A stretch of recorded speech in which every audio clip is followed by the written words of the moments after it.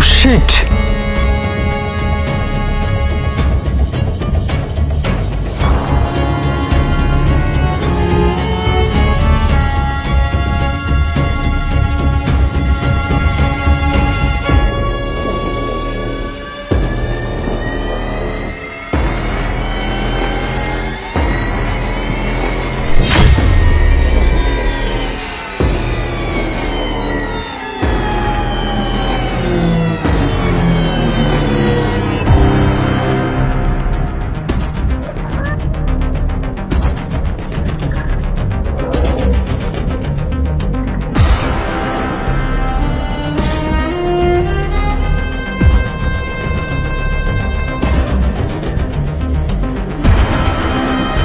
আরে পলিথিন বাইরে,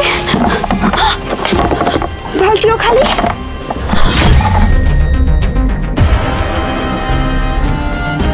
এই, দাঁড়াও দাঁড়াও দাঁড়াও দাঁড়াও দাঁড়াও। আরে এ কি করে? আরে আরে আজব কাণ্ড তো। আরে কি করে দেখ তো। হ্যাঁ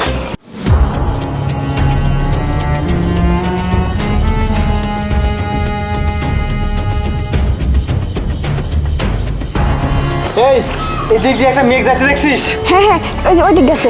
এই দিক গেছে।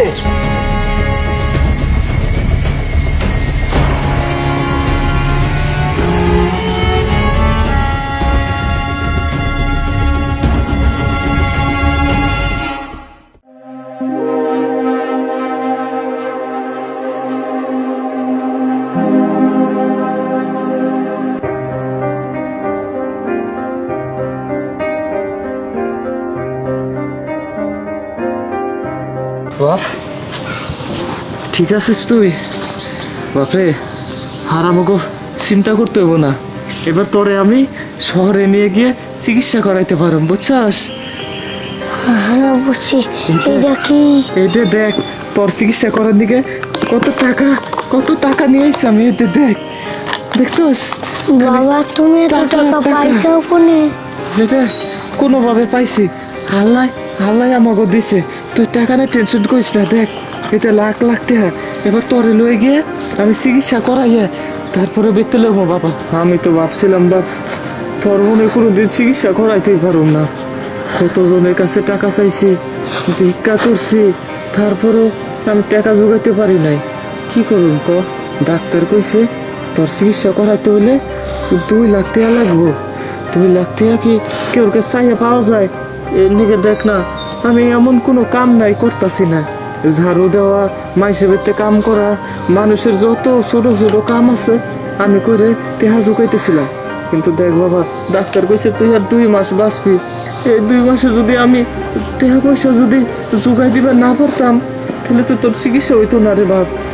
এই গরিবের বুঝে তুই একমাত্র আমার ছেলে ছিলি, তোরে নিয়ে আমার বাঁচা মরা। ভাবছিলাম যদি তোরে বাঁচাইতে না পারি বাপ তাহলে আমি নিজের জীবনটা শেষ করে দেবো, কারণ তুই না থাকলে বাপ আমার বয়সে থেকে কি হবো বাপ ক? শেষমেশ ঠিকই হালাই গরিবের কাছে যে কোনো ওসিলায় টাকা পাঠাইছে।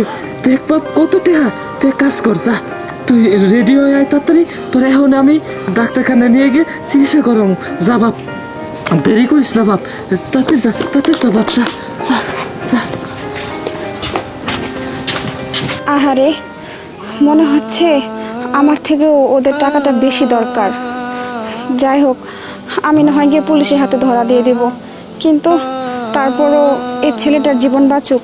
আমার জন্য যদি একটা অসুস্থ ছেলের জীবন বাঁচে, এটা অসহায় বাবা তার ছেলেকে বুকে ফিরে পায়, এর থেকে তো ভালো কিছু হতে পারে না।